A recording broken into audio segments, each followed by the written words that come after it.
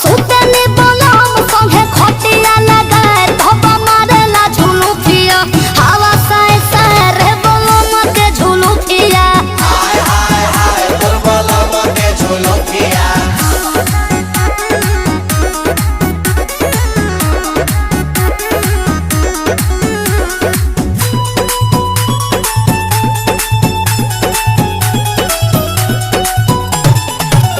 हम एसी में राखी तो जान तू मुँह चमकावत रहू तो सवेरा करे पहरी कबेस्ट दोपहर नयावत रहू।